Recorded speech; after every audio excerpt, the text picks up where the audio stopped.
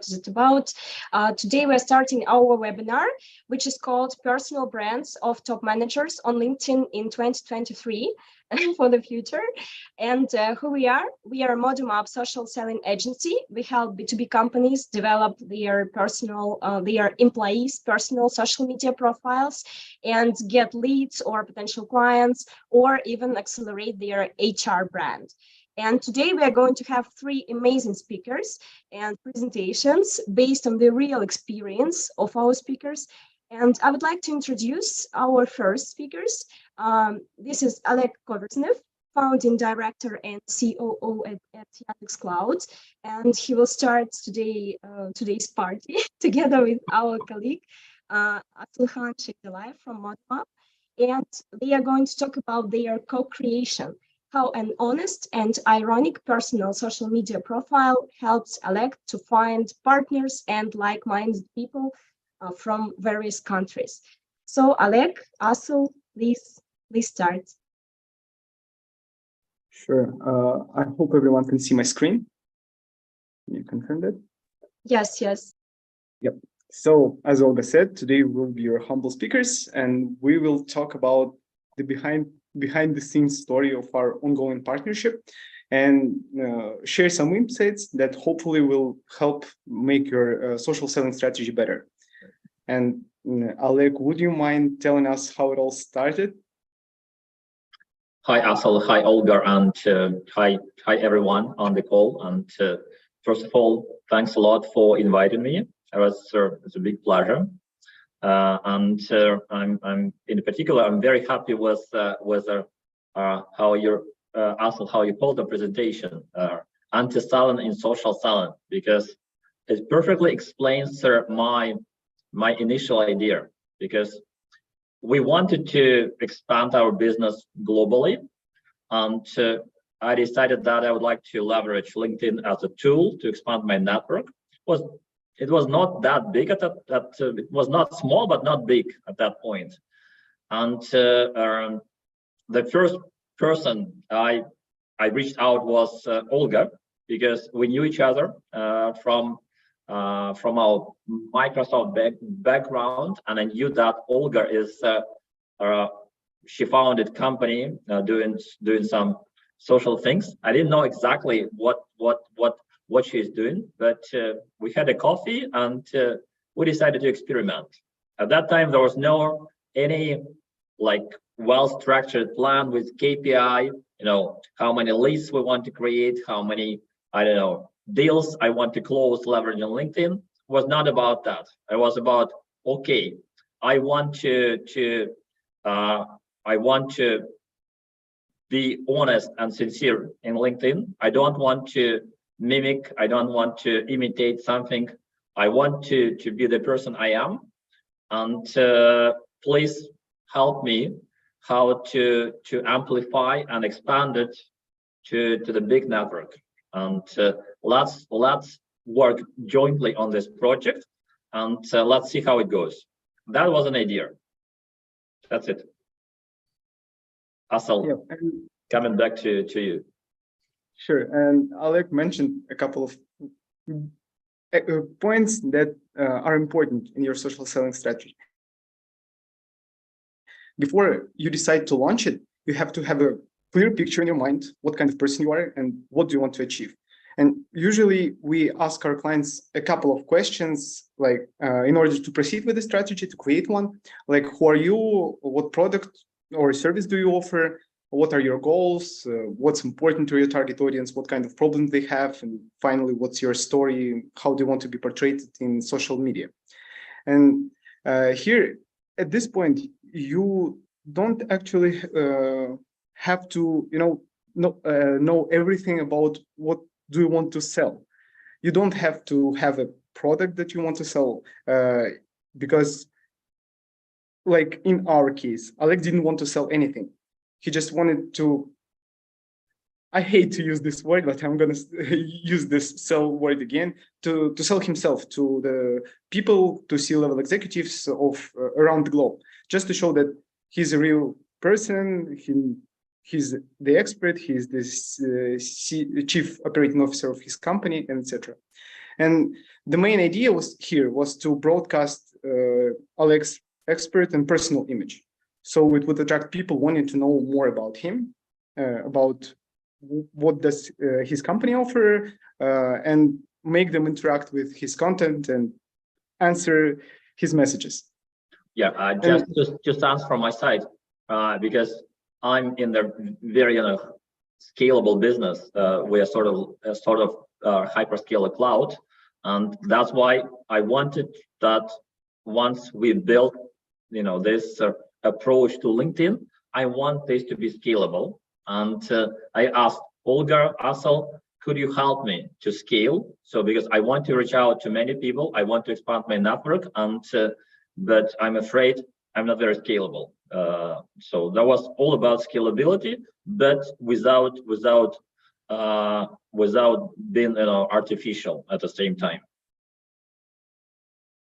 And as practice has shown, this sincere approach is the best one on LinkedIn, because as Alec mentioned, he stated from the beginning, he doesn't want to create this flawless fictional character of C-level exec that has no cons, whose decisions are always right, and etc. So we went with that to broadcast Alec as is, and it paid off pretty successfully, I would say.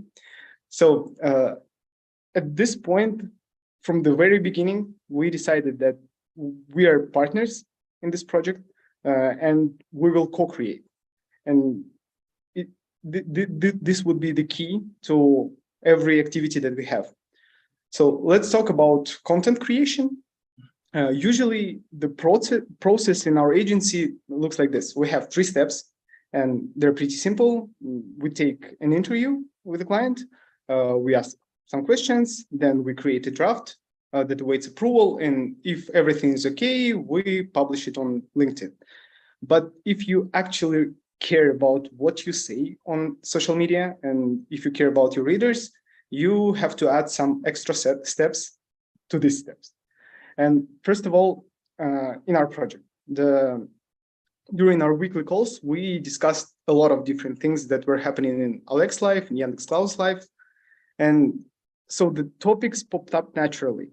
And we made sure that they would be interesting to our target audience. And we discussed that with Oleg like a lot. And sometimes I and Anna, she's the content manager in our project, we came up with some ideas for our future posts. We started asking Oleg some questions, but eventually it evolved into something completely different. For instance, let's take the topic of flat management.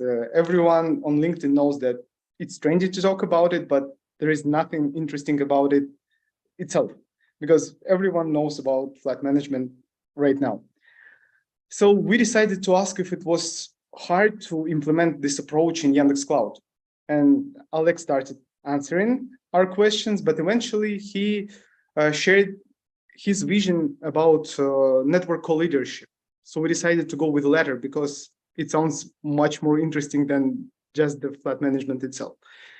And also, after preparing an almost ready to publish post draft, we usually ask Oleg if he wants to add something, or does he want to shift focus to highlight some other points, because sometimes a brilliant idea can come with the delay. And after we have edited the post, for example, Oleg said, hey guys, let's shift the focus to something else, because I think target audience would like this more. And it would be much more interesting to hear what they have to say about that. At this point, we have almost ready to publish post. We have changed everything, but the last step is to ensure that it actually sounds sincere and emotional, because you cannot lie to your target audience on LinkedIn. People will always understand if you wrote a post just because you decided to write it to mimic that you care about this idea. And we don't want that. We mentioned a couple of times before, we wanted to be sincere. So when we go once again about that post, we talk about it. If it actually sounds like sounds real. And if everything is good, here we try to add some real life photos because it can break the ice and it will help build trust to your persona on LinkedIn. So you should definitely use this approach for sure. And we also came up with a couple of rules for our content creation with Oleg's help, of course. And Oleg, can you please share your vision about these 3 steps? Yeah, they're quite simple. I didn't want to pretend that I know everything, and I didn't want to portray myself as a expert in all areas. And knowing that I'm talking to the broad audience, I wanted to in a very simple terms discuss some complex things, and to definitely treating the audience as an equal, because I don't see myself as a big expert in business or in management, because it's always about a learning curve. There's every year, the world is changing. This is the constant, and you cannot be an expert because it's always about the change. So, but you can share experience, and I'm not pretending that this is a best practice, but sharing this as something I learned, and if someone will leverage this, will take it, for his personal use, why not? That was a rule number 1. Second, I'm not ideal. I'm making mistakes. That is fine. I think it's totally fine, and not making mistakes is strange. I think for all entrepreneurs, all managers, leaders. So, and I'm totally fine to share some tough lessons I learned. So, and I don't care if I will look weak or not talented enough. That is it. This is this is my mistakes, and I'm not afraid of sharing this. And otherwise, if the post guys suggested was too shiny something, oh, I know this and this, so I said no, it's not me. I'm very self-reflecting, so sometimes I'm not sure that I'm doing right things. I don't want to be overconfident, and I don't want to create this picture. It's not about me. And the last share some practical things I'm facing in my work, because there are a lot of things I'm going through. We built pretty big regional business. We expanded globally, so I'm dealing with different people, different nationalities, or different aspects of the business. Again, it's not rocket science, but I do want to share some actual problems and the way how I deal with it. That's it. Nothing artificial. I don't want to copy some things from other stories and pretend this is mine. No, I'm only sharing my own experience. That's it. So I think we will move on to some examples and the blocks that we divide our content to. So the first one is why top manager should talk about their employees on social network. And actually, this I don't know how to say these topics for the post. Oleg give us the idea to write about his employees, and I would be happy to hear why. I'm workaholic. I'm very self-critical and also critical to my team, not in a negative way, but we do work hard, and my weakness that I do not always give enough appreciation and acknowledgement. And I said, okay, fine. I'm going to leverage LinkedIn because sometimes I'm too deep into work stream and being engaged. I do not on a daily basis appreciate people's contribution to business. Okay, I said deliberately, I want to leverage LinkedIn to give such an appreciation to my peers, to my team, because there are so many great, bright people around me. And LinkedIn seems to be a great tool to give some visibility to the great work they're doing. And it worked very well. I know that it matters for my team, for my peers. They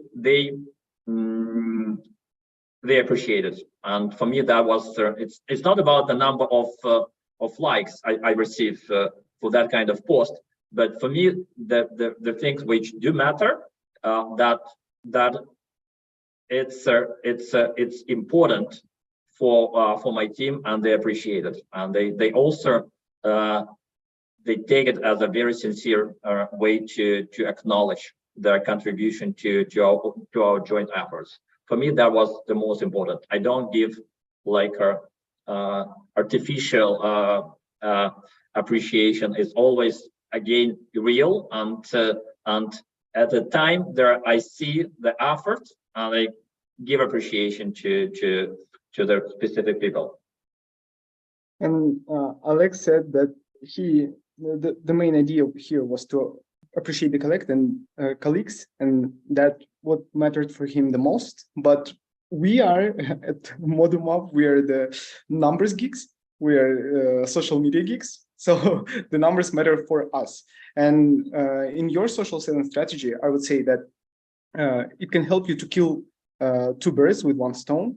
The first one is, of course, you can appreciate your colleagues, and they would be grateful for it, they would be pleased, and you can show appreciation for some projects they finished or their accolades.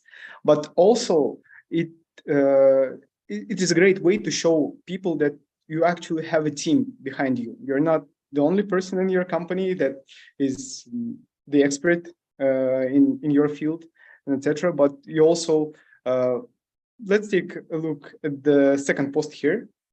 We've written this post, and we asked Oleg if he wants to tag any of his colleagues. And he said, yep, let's tag 10 of them, because I appreciate all of them. And it also helps, you know, on LinkedIn, they never reveal their algorithms, but as we can see, the engagement in the first hours after publishing, it matters the most. So when you tag your colleagues, when you write about them, you don't want to be the person that says to your colleagues, right, please like my posts.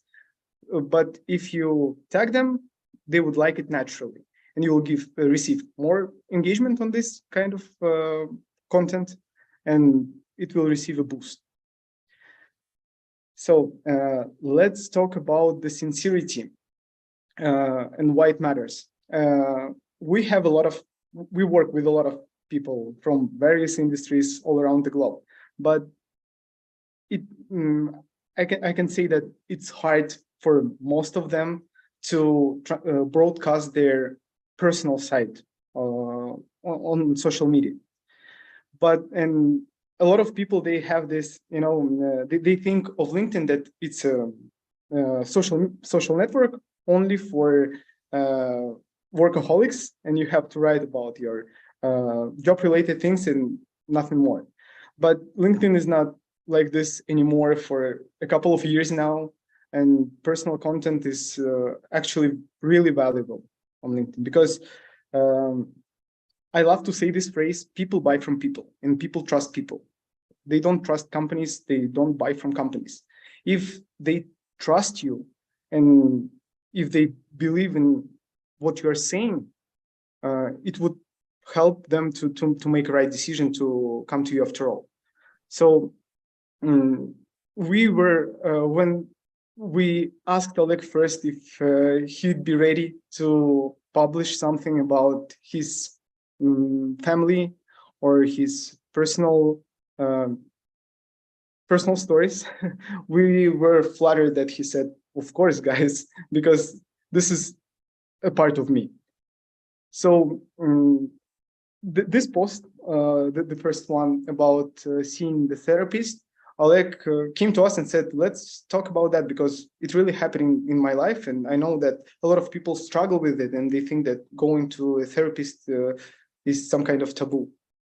And after we've written this post and published it, we received a really warm welcome. People said in the comments that finally someone is talking about this, and a lot of people said that they will go see a therapist after that.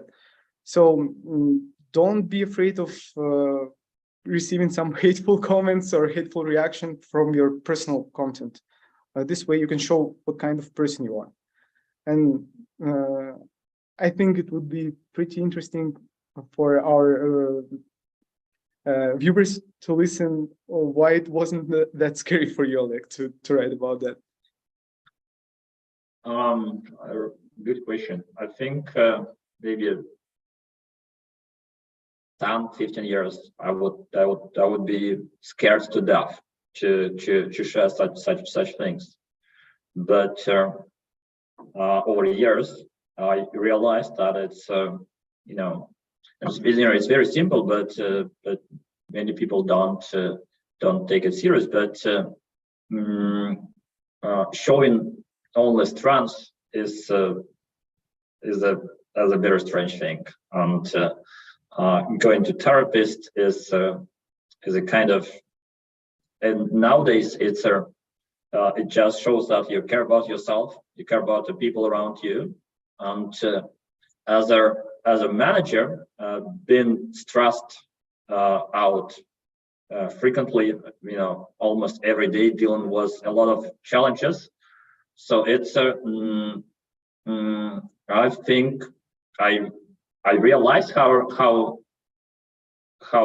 it's helping me to deal with uncertainty, and it was not about, okay, I'm afraid to share this. It was about, okay, I know that many people are not doing this. Let me share. Maybe if even one person will take this advice and will improve his emotional conditions, then fine. This is job done. Again, I think the strength is in admitting that you're not ideal. You're a human. As a human, we all have weaknesses and strengths, and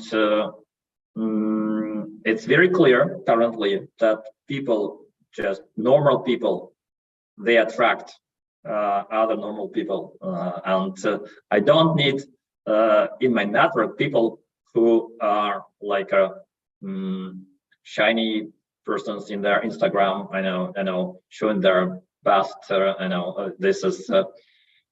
It's not how I want to build my network. I want other humans in my network. That's why I behave normally and expect others to do so. So this is very pragmatic, I would say. Again, nothing very well. There is no strategy in this. There is just I think very common sense in what I'm doing, and usually it helps because you also receive some kind words. So your people telling you that fine. So we are also doing this, or great that you're sharing this experience. Emotionally, I take it as very warm comments, and so it's just acknowledging that I have lots of like-minded persons in my network. So this is it gives me some satisfaction. This is also very pragmatic thing. So I want to receive some positive things from my network, negative comments sometimes also help to reflect. So I do receive sometimes some tricky questions. So I'm also trying to take it with a respect, because you need to reflect on yourself. It's not black and white. Okay. Oh, I can see that we have only 3 minutes left. So, yeah, thank you, Oleg. And at this point, I hope we've covered the whole sincerity part.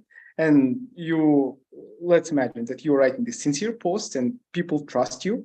And here comes time to broadcast your expertise. And traditionally, expert content receives less engagement than personal content, but you shouldn't feel despair, because the topic of your expert content can be relevant to much narrower audience. And if a person didn't click on the like button, it doesn't mean that they didn't read or remembered your publication, because usually it takes some time to, before a business task will arise in the company. So a person, the problem that you're talking, or the thing you're talking, is really relevant for them at this point. But when time comes and they will face this business task, they would definitely come to you over anyone else, because as I said, they already believe you, they already trust you, and they know that you are the expert in this field. So let's talk about some results. As Alex said, we didn't have any KPIs about leads or partners that we have to find. And also, we didn't sell any selling messages from Oleg's profile, but we've managed to receive some, let's say, astonishing numbers. For example, we have the connection rate is 58%, which is really high on LinkedIn, because we're adding only C-level executives as of now. We receive almost 6,000 average post views per post, and with 0 sales messages sent, we managed to receive 31 inbound leads that were asking for a partnership or becoming a client. And with the post about appreciating the colleagues, a lot of people decided to join Yandex Cloud, because as we said before, if you're being a real person on LinkedIn and you're not afraid to admit mistakes, to show your weaknesses, normal people would attract to you. And as you can see, we have 81 inbound job applications. A really great part here is that Oleg talks to almost everyone that wants to apply to Yandex Cloud. We transfer them to the pool, or we transfer them to HR director at Yandex Cloud. And if the opportunity arises, Yandex Cloud will call to them and tell them to join their team. So, Olga, can you please tell us if we have some time to answer the questions, or we should move on? Yeah, we don't have a lot of time. Thank you so much. It was very insightful and very interesting. And but I want to ask one question, because this is a very interesting question from the audience. Should top management somehow? No, it's not. It's not the most interesting. The most interesting is, are there any forbidden themes which should not be shared on personal accounts of top managers? Alec, what do you think about it? About forbidden topics? I don't talk politics, definitely. Mm-hmm. I think it's for me, this is forbidden subject.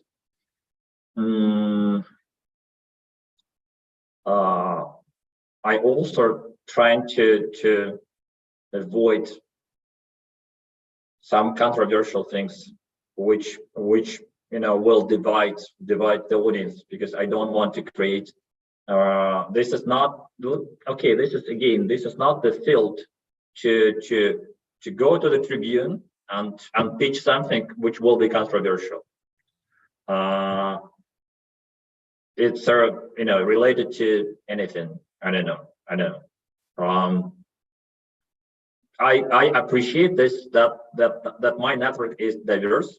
It's a people with diverse backgrounds, diverse nationalities, and I think it's a place to be very tolerant, and that's why controversial subjects I'm trying to avoid. I'm fine to appreciate and to tolerate any voices and opinions, but myself, I'm trying to avoid it. And politics is one of those subjects. Religion, sexual preferences. These things, it doesn't matter to me. People all different, and I accept it. Great. Thank you so much, Oleg. Thank you for your time and for insights you shared. And Asılhan, thank you too very much. And I would like to introduce the next speaker, Gunnar Habits. I would say a couple of words about you, Gunnar. Gunnar is Senior Partner Manager at Go2 in Australia and ex-Senior Partner and Alliance Manager at APAC region at Hootsuite. And he's a Board Director and Brand Ambassador at several companies.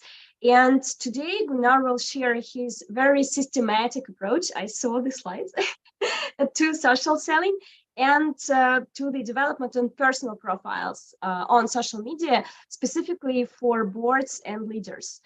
Gunnar, please start. Yeah, maybe your microphone is muted. So welcome everyone. So as soon as I get it shared on the, that I can see it in full, then I'm ready to go. One moment, need to change that. And good morning, everyone. Good afternoon, good evening, good day. So actually in Australia, we have about, what's the time? Actually 7:30 p.m. I'm currently at an event that I'm sitting in the car to broadcast this. And my topic here will be talking about the digital reputation for boards and leaders. And as you already mentioned, so I have some experience sitting on a board as well, which is a very nice experience as well from my side, because it gets a different perspective. When you're an employee, then you become a leader, and then you are sitting on a board. So let's get started. And myself, I've been using social selling and LinkedIn for a couple of years now as a practitioner. And out of this one, I joined Hootsuite, which, as some of you might know, is the world-leading platform to manage social media. And then after 2.5 years, I'm now with Go2. You might know GoToMeeting as one of the platforms to have fantastic video streaming. So let me talk a couple of points about leaders. So we heard this, particularly in this year, where there's a lot of great reshuffling ongoing, that people leave bad managers and they join good leaders. They buy even into a well-crafted vision. If you think about leaders like Richard Branson, more people look into his own profile, what he says, compared to Virgin as a company. But the question is, for most organizations, the top is invisible. How can we connect to someone who doesn't even show up in whatever way? Think about Apple. Without the visionary Steve Jobs in the right days back then, it would not work at all. So that is just the view of working there. And let's look the other view if we are a customer. So consumers particularly, they prefer buying from companies with a visible purpose, expecting also some visible leaders, especially when something goes maybe wrong. It's good to find out that there's a person behind who goes and talks to customers in a very visible way. So that is something which is extremely important to show up. It's extremely critical also for leaders that they talk to and hang out there where customers are actually at.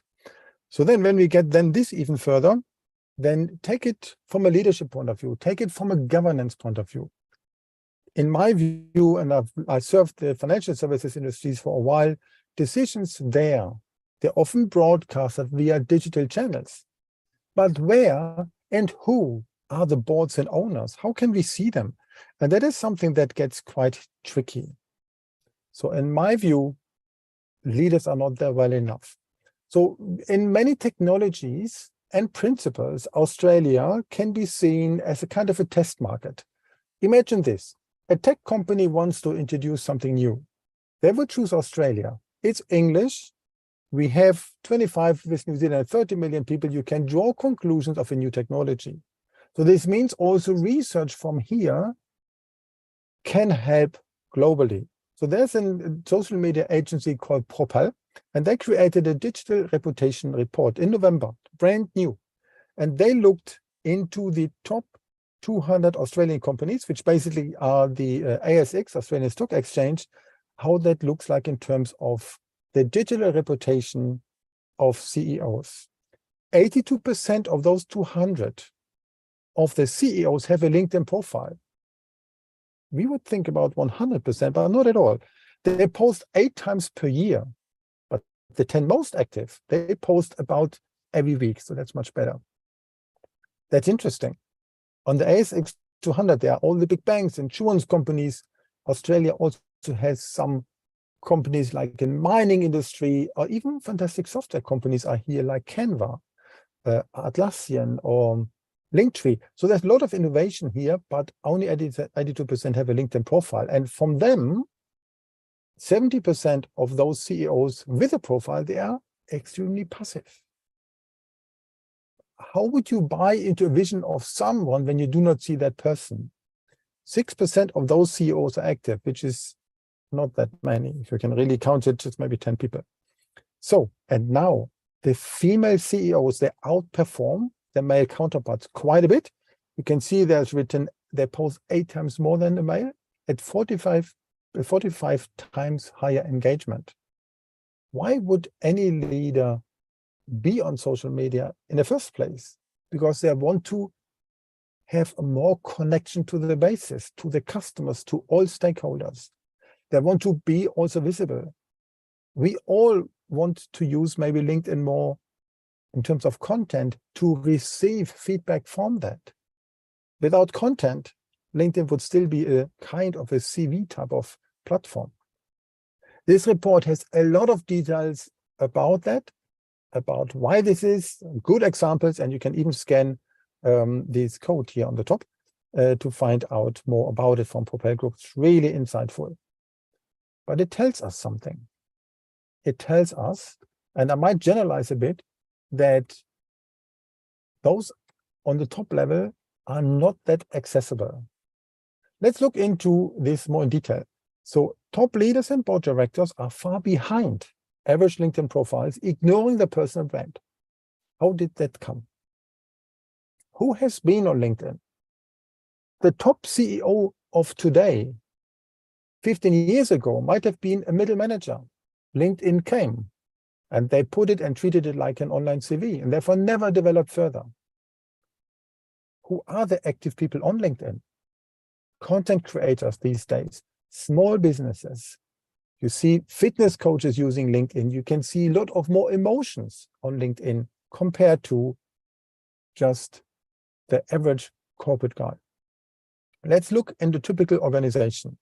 I put the pyramid on. We're starting with contractors at the bottom, employees, team leaders, management, and the C-suite. I'm working in sales, so I trained to selling up, building relationships up to the C-suite, and then the CEO, very well knowing the E stands for execution. The CEO is the one responsible that the company runs and does something, but above is another level which in corporate sales we mostly ignore, and that is a board of directors or the owners or whoever there has a saying and can hire and fire a CEO. So who are the stakeholders? And we take it broader to then make a conclusion about the digital reputation. We have clients, partners. That's an important topic because no organization is looking for just one product. They need to solve a problem, which typically consists of someone who has done that for other clients before. Then we have supporters. We have consultants who help them, associations. You could call them influencers, but I mean those which are opinion makers in that industry, and the general public. Wouldn't it be good if those would have more visibility about the top leadership, not only the CEO. And then I put it in bold, prospects, future clients, investors, very critical, and talent. So therefore, what also we heard in the presentation before, also from Oleg, so then the topic of talent, the amount of people, the number of people who also inquire on working there has to do with the way how leadership is perceived to the market. And how do they communicate? They use internal channels, email, phone, internet, whatever type of tools, resources, Slack, Teams, whatever's out there, they communicate. With the annual report, they can read everything about it. And then we have the external channels like websites, blogs, press, support tools. And now it comes, social media. At least since the pandemic, we know that a lot of communication with customers, with all stakeholders on the left-hand side are running on social media and chat tools. The only thing, the top level often, and as we saw in the study, is too passive. So who can help them? And in my view, we can ignite change from the bottom up, from the employees to the team leaders. They can look into the management who normally is not that active. And if the C-suite recognize that the whole digital reputation piece works for the middle, then they also start doing this because they don't have time to do everything by themselves. But in order to get the employees working more on showing and using social selling, it needs sponsorship from the top. So that makes it quite tricky. But in my view, ignite change from the middle to the top. So how can we help leaders and board directors knowing they won't have a time to be a LinkedIn wizard? No CEO spends all the time in the day to just serve and write content and engage. But we want them to do this in a certain way. So let's start a journey together. And that's an important topic. And my suggestion here, let's create magnetic activities to let LinkedIn work for us. And that means towards the top. Let's take it as a circle. Let's take it as a 360-degree type of journey. So 4 topics I would like to show you in the view of a top leader, of a board director. I'm happy that I'm also one of them, and I have been managing sales teams beforehand. So I wear various hats in this regard. That gets me the more rounded type of picture. Let's take a typical LinkedIn profile, which is more modern. So Olga, I took yours as an example, and I would highlight a couple of topics from there. Headline: CEO at company XYZ is not so impressive, but if you more showcase this keyword rich and you give a promise of what you do, and some keywords, some stations where you have been beforehand, that can be quite useful, like you have on your side as well. It's also helpful for searching. Convincing photo, and unbelievable how many board directors have self-made pictures from 15 years ago with the bad light and so on. Not good. Better to show magic, to show how you play with all of the things in life, like actually you do here on this one. Using the real estate behind with the colors and the shapes, what all you want. Could be even something written. The contact info should show things where a leader is accessible. Those who are tweeting, put it on there. And then if I have time to find out about a leader, someone on the board, some high up manager, I want to hear about the person in terms of content, what they show. And the featured section is so important, where then some important milestones can be captured. Not every post I will not read, but something important would be there. And that is in the featured section. That is where maybe CEO of a company would maybe have a speech that they delivered where a 2-minute section has been captured somewhere. That should be there, that you can see it's a real person who cares about customers, about employees, about everyone. And then the same should be reflected in the about section, and in the first person as it should be. And that is where the character, where the journey of the leader can be shared. And I know it's extremely difficult to write it. Once I got tasked to write this for the chief marketing officer of a software company, of a global one. That was a challenge for myself to write that, and I'm glad that she liked it. And of course, always a living document. And of course, should see if the real person in the typical things up to recommendations, adding the profile URL that it gets into the next speaker bio for whatever event, and adding modern elements. So look here what Olga has written. She talks about these 5 different type of hashtags because she's using the creator mode of LinkedIn. She even also has the website there where it's written the ModumUp Social Selling Agency, and then you click on it and then you see something straight from this top view, and that fits well into the leadership that you don't have to scroll through, but you see immediately it's modern, she knows the things, and that's very good to have that. So that is one thing. And the majority of LinkedIn profiles of top managers and leaders are far below. Work to be done. And when we do that, then it's a question, how would we connect with people?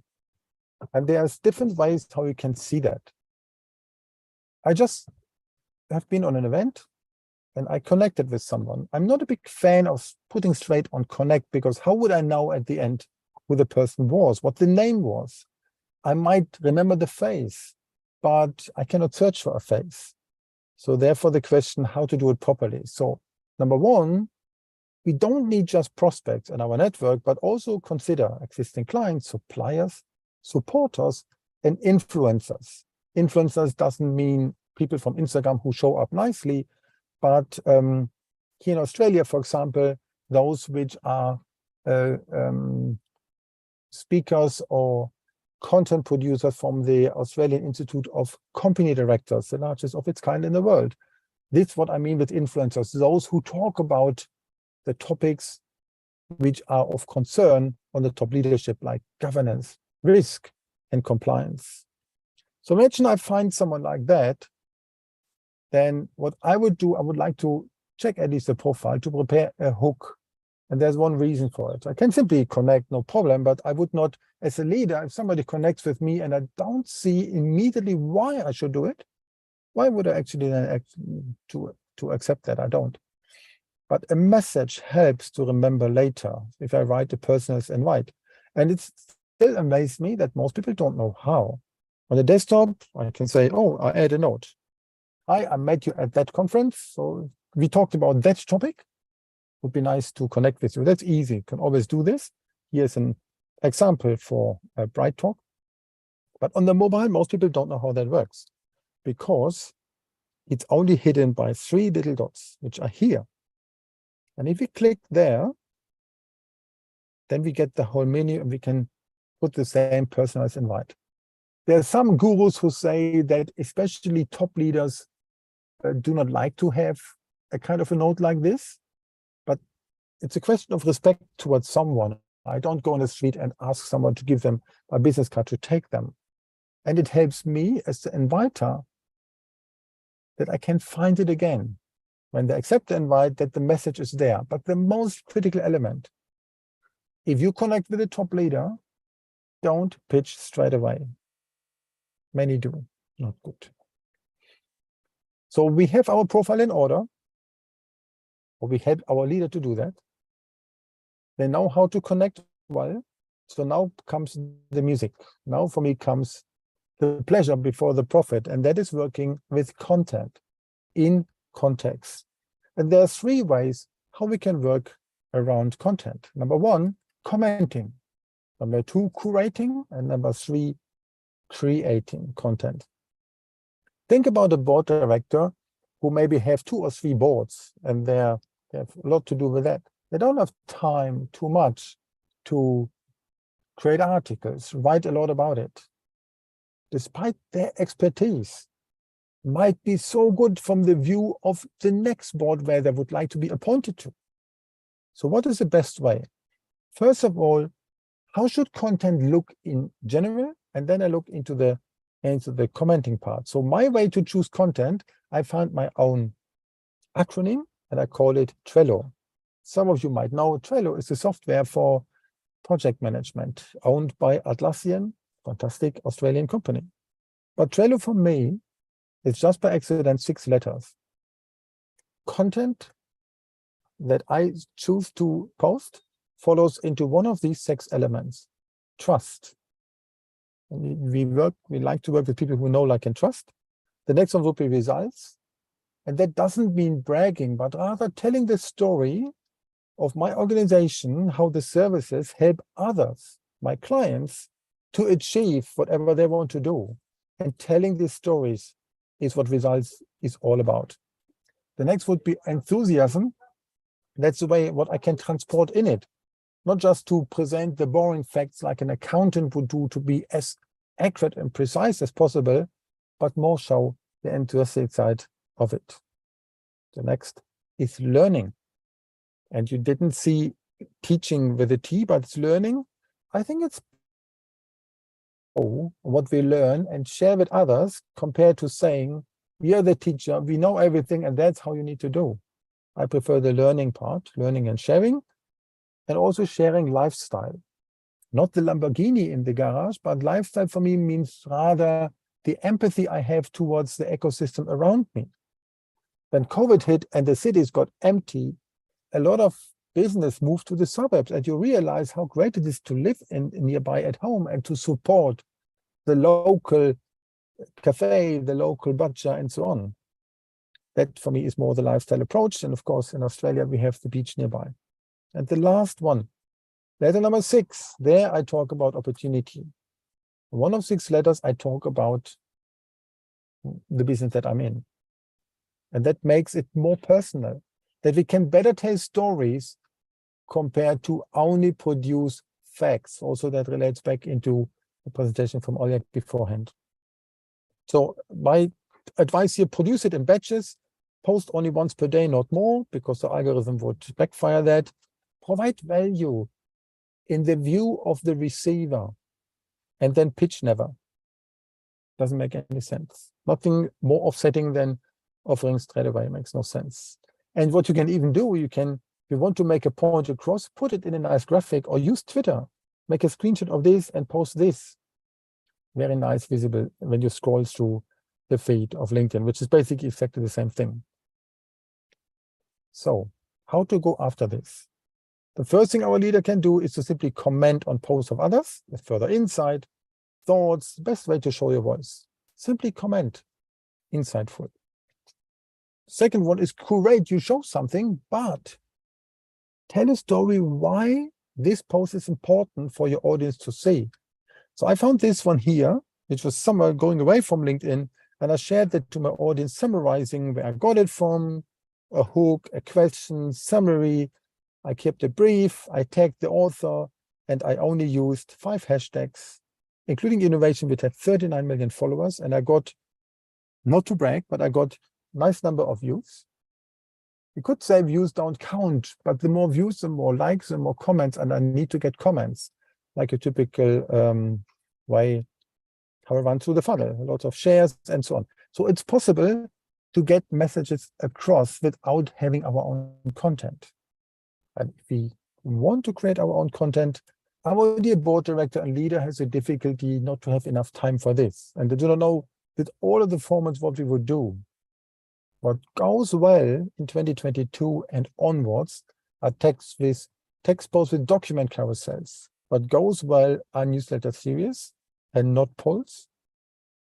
Ideally, somebody helps our leader with some pre-produced type of templates, how a list post looks like, how to do a summary of something, and how to create stories. Exactly fits also into Oleg's slides beforehand. Can you reuse it, but you need someone who helps the leaders with content. So if in an organization you have someone who knows this stuff well, doesn't need to be in marketing, get them in it. Work together, help our leaders. It shines well all over. Good idea to collaborate and show this outside. It will be amazing. Example post. Remember, I talked about this Australian report from Propel. So then I met that the managing director, Roger, and I shared simply what we spoke about. 15 minutes, post done, going well. So it's possible, and then grab comments, and other leaders have been supporting, and I could enhance my network, as could Roger. So content is there to provide a personal brand background and to get on with that. And at the end, when we have done that, then we can start to convert with messages. LinkedIn messaging is an underrated search engine. If you communicate using keywords, you can find it. And if you use voice or video, as personally you would do maybe on WhatsApp or on Facebook Messenger, then you can surprise your audience. Not just on LinkedIn, but that's at least a surprising way. That means it's just 4 things to do to help our leaders and board directors correcting the profile, help them to connect properly, support them on content and contacts, and then convert with messages, because that's what we want.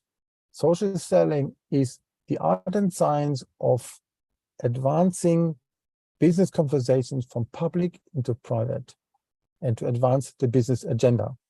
Doesn't need to sell, but in that sense, it gets it further. And that's a good thing. And convert is important. So that's the order of things.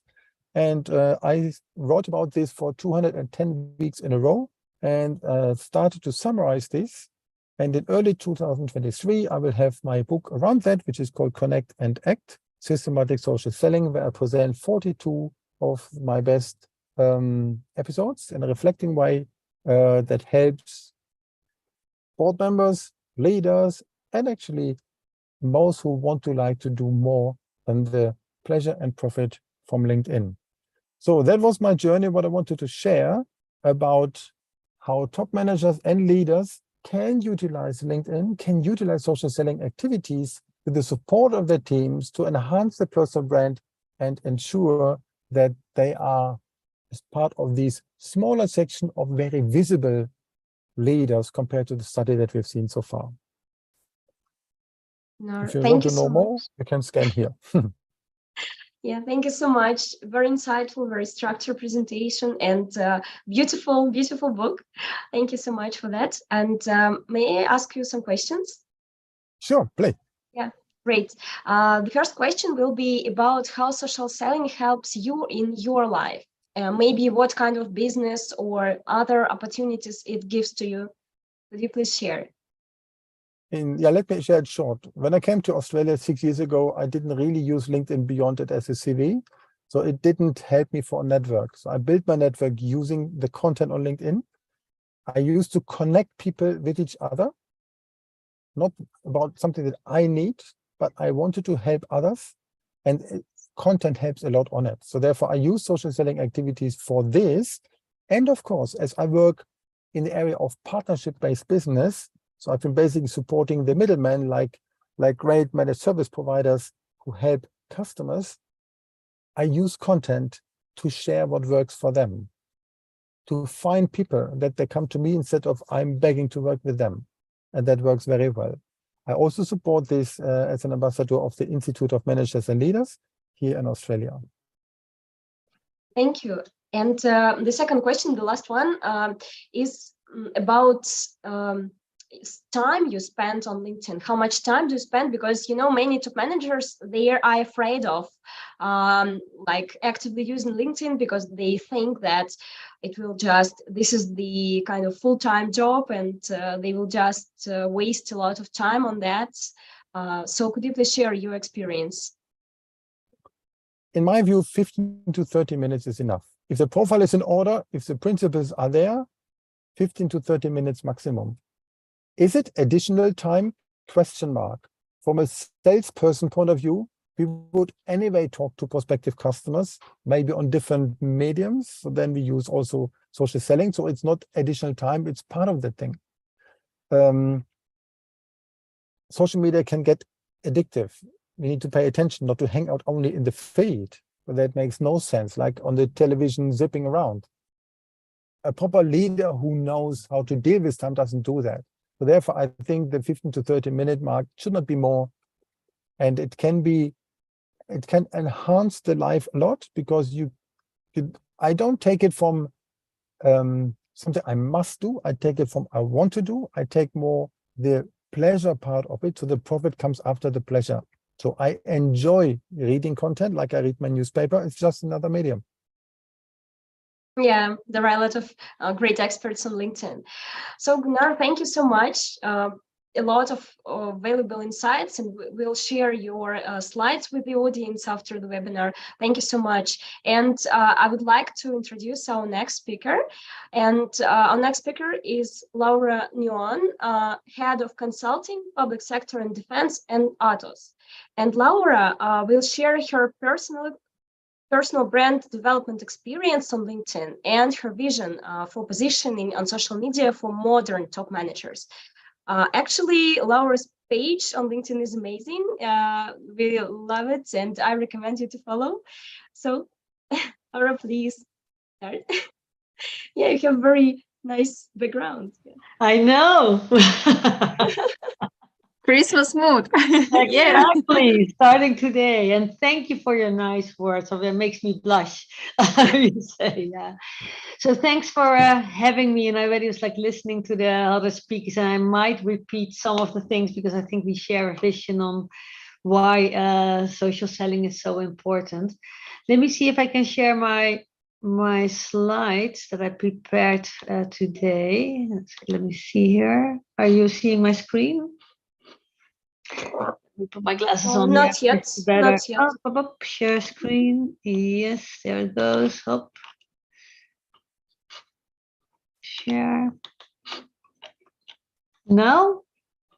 Yes. Perfect. Then let me go to the slideshow. Now it should work, right? Yes, good. Shall I just start and walk you through? I'm sorry. I'm sorry. Yeah, we still can see not the slideshow, but your like minimized picture of your slide. That's interesting because it shows in my thing. It shows right, but maybe because I was moving from current slides. Usually, you know, yeah, it works if you reshare your screen. Yeah, maybe. Do you see it now bigger or not? No. Technology, huh? Let me see if I can do something else. Because it's showing in. Let me stop sharing.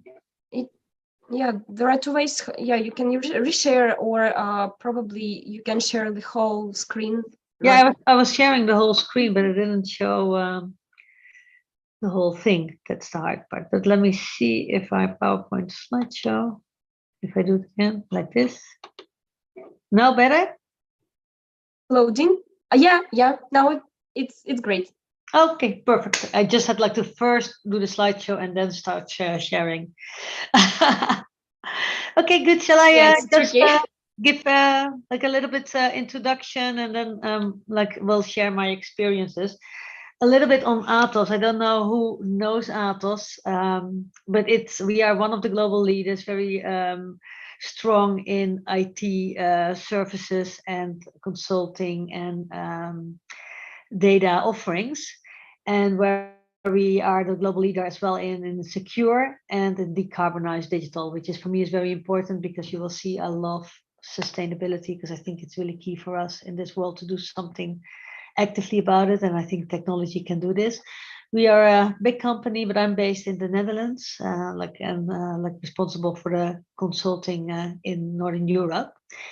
But more, and why I'm sharing it is as well, I think in social selling, it's not only about your personal brand, but it's also like representing the company that you work for.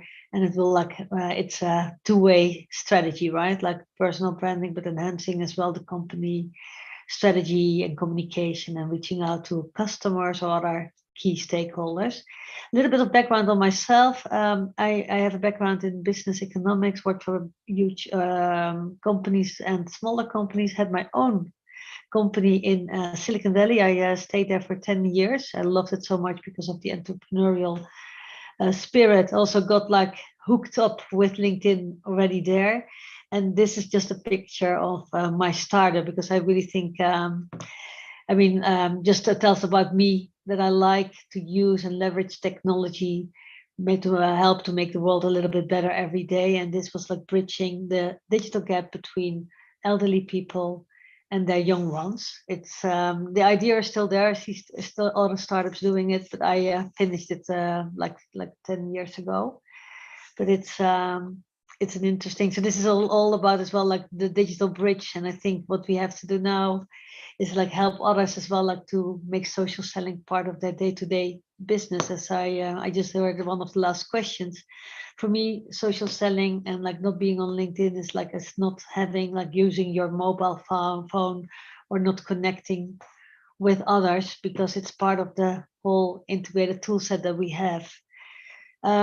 For today, what I wanted to do is just give you more personal examples. I also wrote a book about social selling, which is like this whole like strategy in there and a few steps to follow, but I compromised it, and I will as well share that.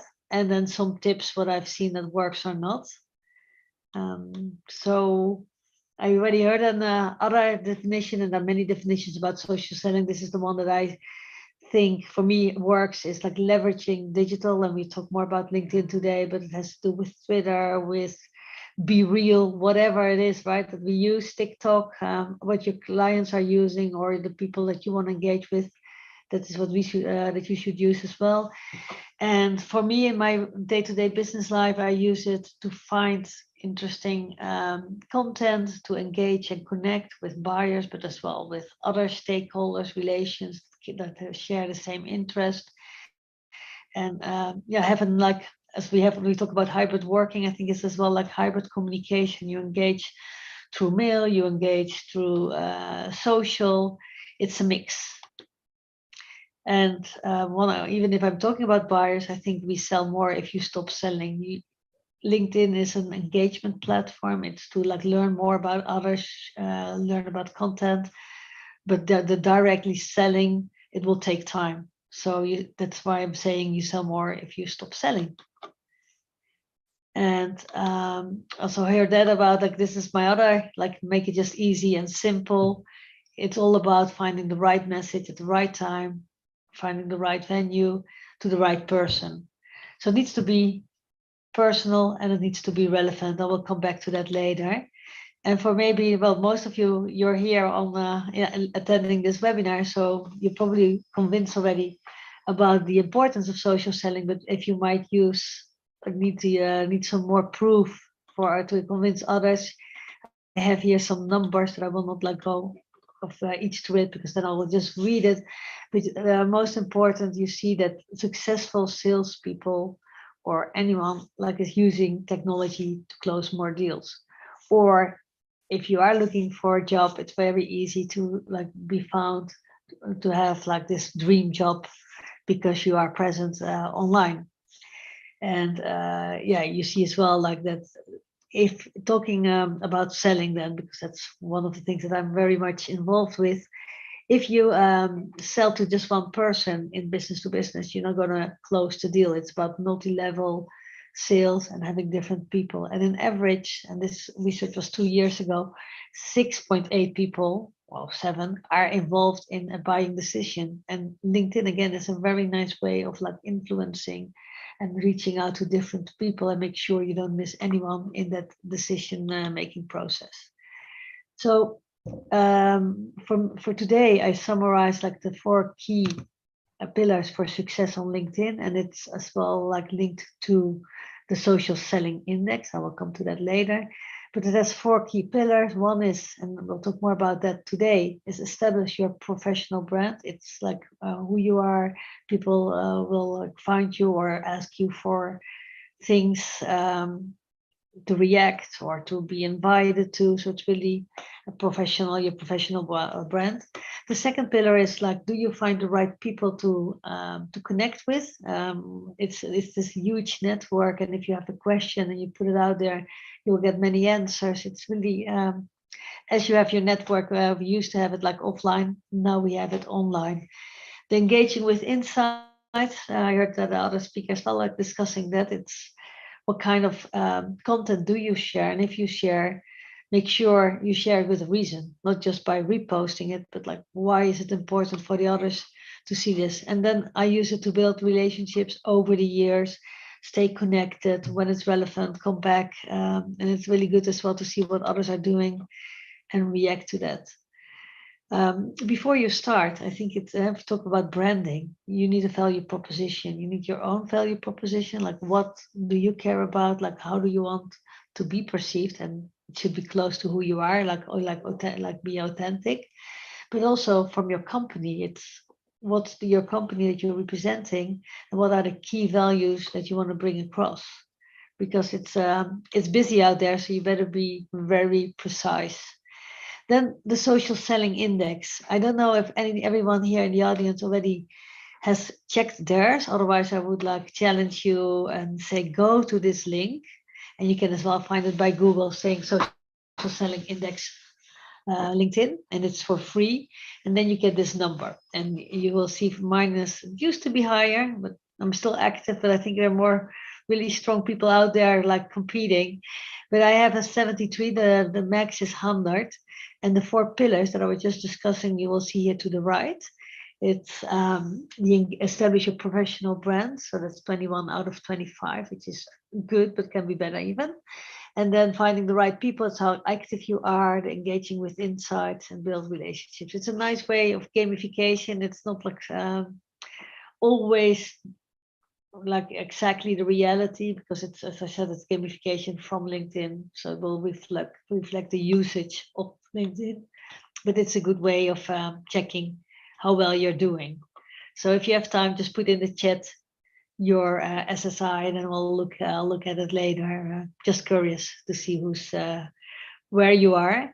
Then on the usage of LinkedIn, everybody should use it like that. It makes sense for you, right? I mean, I'm like saying absolutely you should use it. You should have a basic profile with the picture, with a nice banner, but also you can use it more if you really want to build your brand with sharing and publishing. And then the heavy profile, as I call it, is like the one that you like really target some accounts, follow them, learn more, and start engaging and prospecting.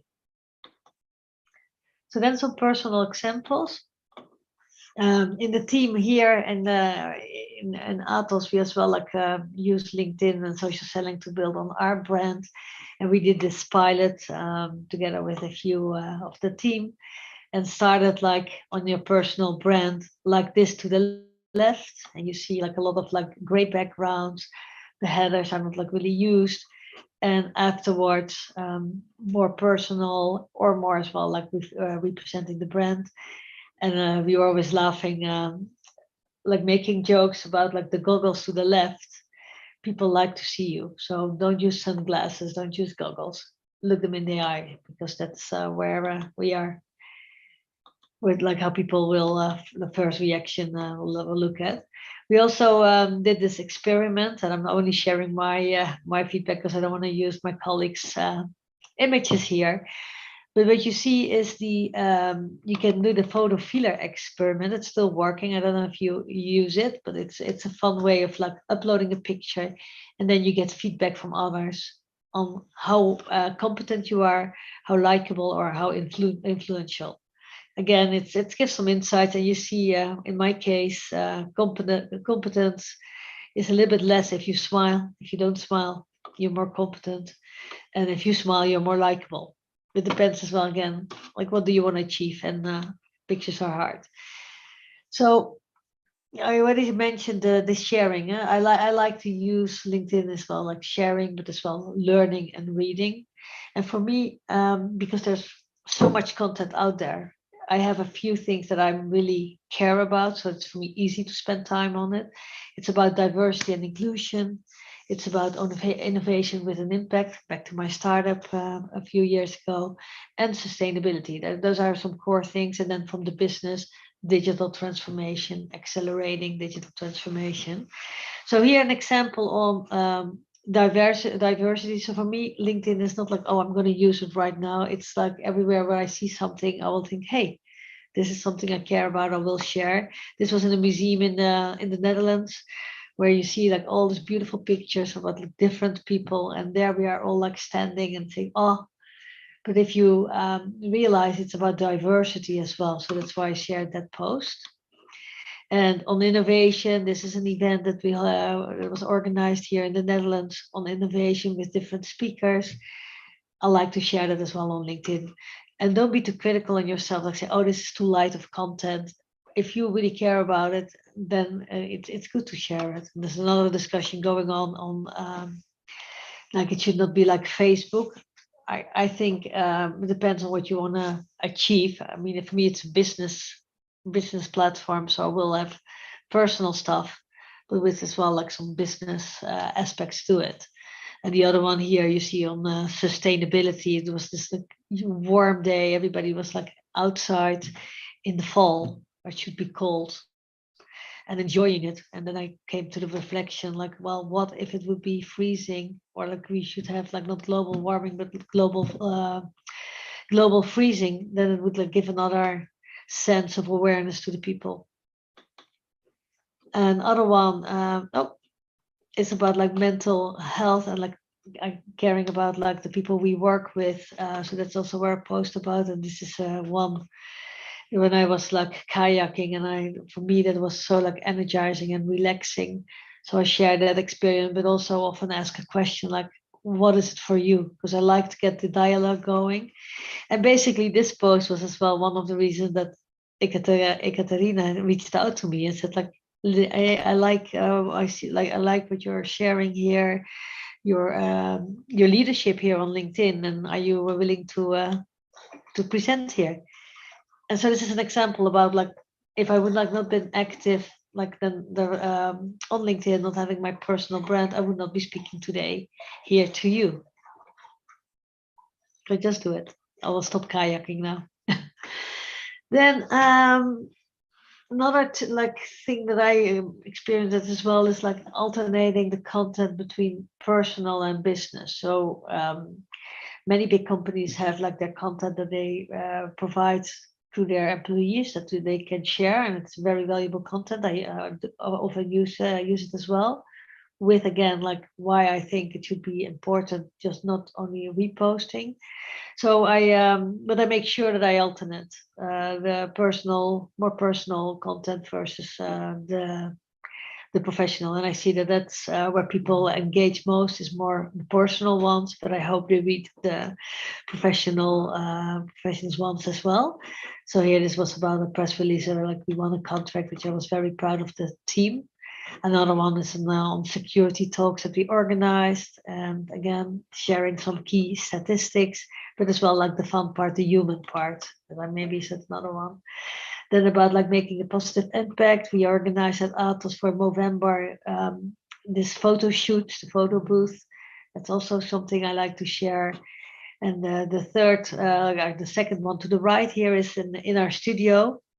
And it's like for Christmas, a Christmas video. You would say like, why is that important? But I like to link it to our experience center, because that's where it is filmed, which is like a very interesting center for innovation. So again, like combining two things in one. Then about the golfing, people are laughing in my companies like, oh, all your sports you do. But again, this is about mental health. That's where feeling like if you work hard, it's also good to relax and to take time off. And the funny part here was that somebody that I did like, well, I knew her, but I didn't know she played golf. She said like, oh, let's play golf. And she works at a company which is well as relevant for us. So you combine two things again. So it's all about like flexibility, combining. And then the third is this Dutch bike from Move, which is an electric one. And I'm sharing it, right, because I'm saying like, no, I'm getting older. That's true, but I'm not using an electric bike because I'm getting older. I use it instead of a car.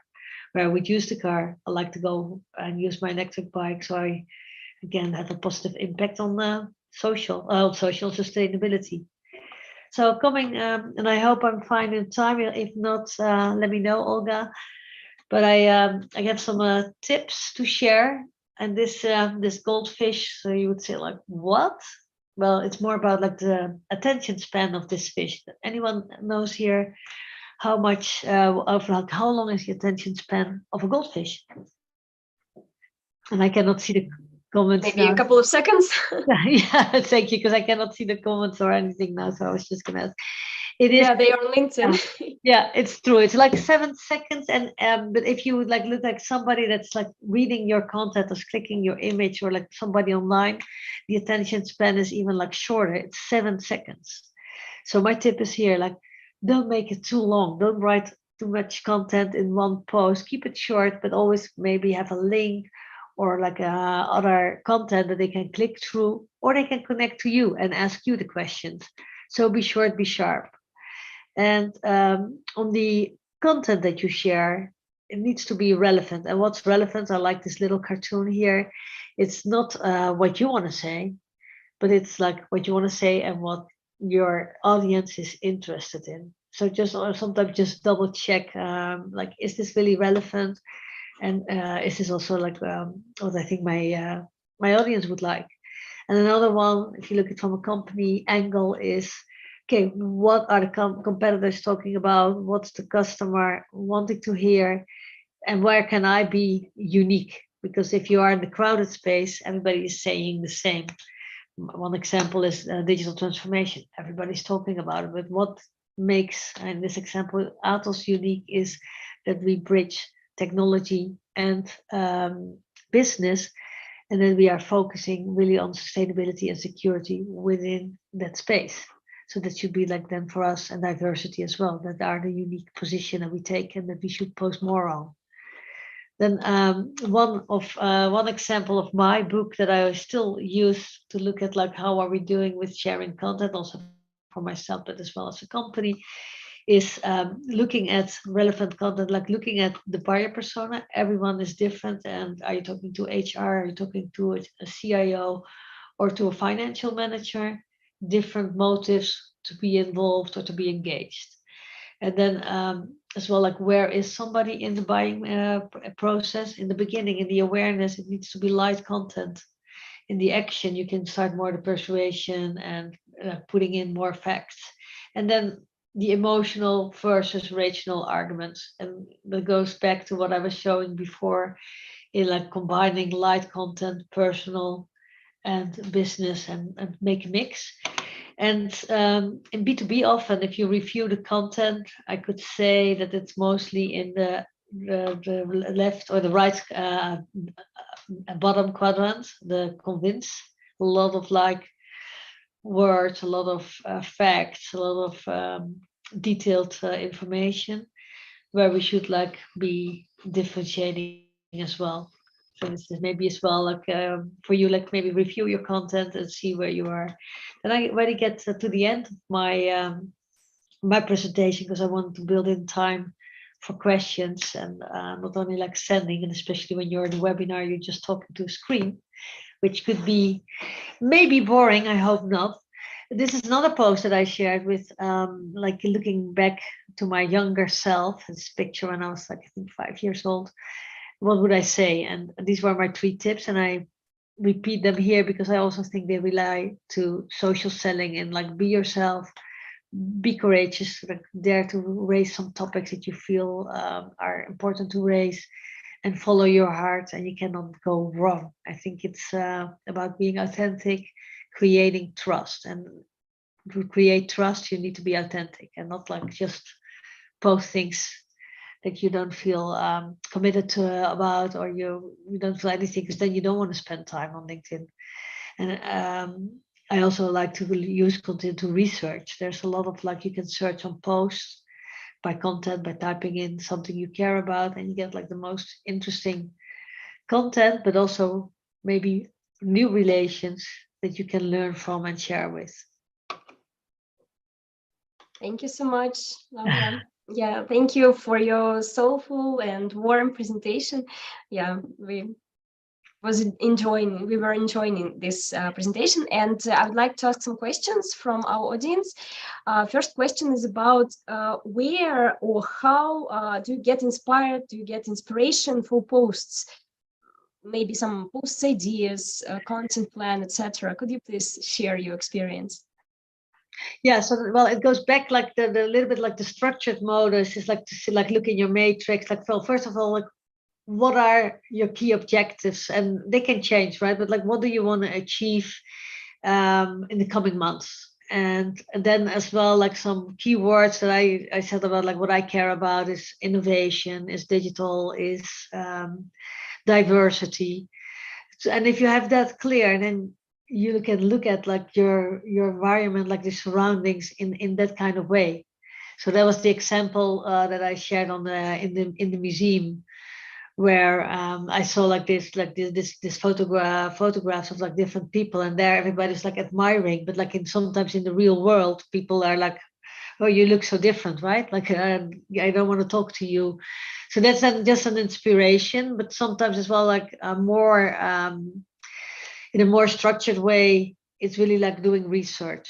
For instance, the alignment of business and IT, I think that's key. And I will like look at like Harvard Business Review. I will see what McKinsey is saying. Sometimes write a post about it, or use presentation as today as well. Then I'll take a few of the slides and I will share my experiences in the blog. But it's very diverse. It can be from somebody saying something, that, oh, that's a really good quote, and then using it and finding an image with it. I think as well, like on LinkedIn with the short post, combine it with an image. Maybe the other example here is, this was from one of my trips to Costa Rica. And I got inspired by the colors and the diversity of the animals. So I used this in the presentation about leadership and nature, and also on diversity, how beautiful that is. Great. Yeah, and I think that it's important to keep in mind that everything is content, and you can use everything that's happening to you on your social media profile. And you need some direction for yourself, otherwise you get like crazy, right? Or you want to be just like this multi that can be as well, like posting about everything. But for me, this works. Yeah. The next question is about how you grow your target audience, or just your audience on LinkedIn, how you do it, maybe how you choose people to add to your network. Yeah, well, I think it is, one part is about like similar interests, right? Like similar, for today on social selling, on digital, we connected on that. So that's as well, like expand your network. You reach out because you think, hey, this is an interesting post. So that's one part. The other part is about like being active yourself in like posting, sharing, presenting. People will react to your posts, and then you can I always try to reply or to like and make a connection as well. I am there's still like people in the think like, oh, I can only connect when I've met somebody in person. And through COVID, of course, that changed. For me, the rules are like, I like to connect when there is a shared interest to connect. So there's like, okay, you really like to write about digital transformation. I see that your content is as well interesting to me. I might reach out to you, say like, let's connect because we share similar views. But there's always, in connecting with other people, add a short message, like the why. Sometimes you get just connections with nothing. Then I maybe have to look at like why or how. I like to understand the why. And so that's another one. Always be connecting in a relevant way. If I've spoke somewhere or I met somebody, I always will connect right away, and then use my phone to connect. And then actively searching when there's some companies I want to learn more about. I also will make a connection, but maybe first warm up a bit as well. Like not like just cold calling, or do some research, share, like some posts if you really like them, put like relevant comments, and then start connecting. Great. And we have many warm comments about your presentation. We'll share them with you. Ekaterina will share after the webinar. But for now, I would like to ask you the last question about, it was very impressive that you showed your team with similar profile design and everything. And how did you manage to inspire your team to develop their profiles? Well, I had a great co-worker, like a teammate, like that helped me with doing this. What we did is like a digital pilot. So we said like it's important because then I mean the role of our team is like as well like be thought leaders. So there's like a lot of smart people that have like a lot to share. So we just set it up as a pilot with a program with 5 sessions and challenging the team to do it, but all like voluntary because it's like you need to decide it yourself and start about like why is it relevant or what can it bring and do it like that way. Thank you. Yes, so they feel that this is a valuable activity for them. Absolutely, yeah. So they need to say it as well, right? But I think it's good, at least as well, like be more present as a company and as a person, and share the great insights of everyone, right? Because we have so much to share, to contribute, and that's not only for my team. I think it's for everyone here on the call as well. Yeah, thank you so much. Thank you so much for your very bright presentation with a lot of interesting pictures. Don't stop kayaking. Actually, don't be too nice. Thank you so much, and everyone, like feel free as well, like to reach out to me. You can easily find me on LinkedIn, of course. And thank you for your time. And I will like to see the comments as well. Thank you. Yeah, we'll follow up with that. And for all of the participants, I would like to say thank you so much for joining us today and for being so active, because we had more than 100 comments during the webinar. Thank you for that. Yeah, we'll share some of the comments with you. Yeah. Thank you for that. And we are going to send the recording to those who have registered before the webinar. But if you didn't register, you can reach out to me, Olga Bondareва, on LinkedIn, and I will share the recording with you. So don't worry, you will get it. So yeah, thank you so much, and have a good day, everyone. Thank you. Bye-bye. Goodbye. I'll just turn it off.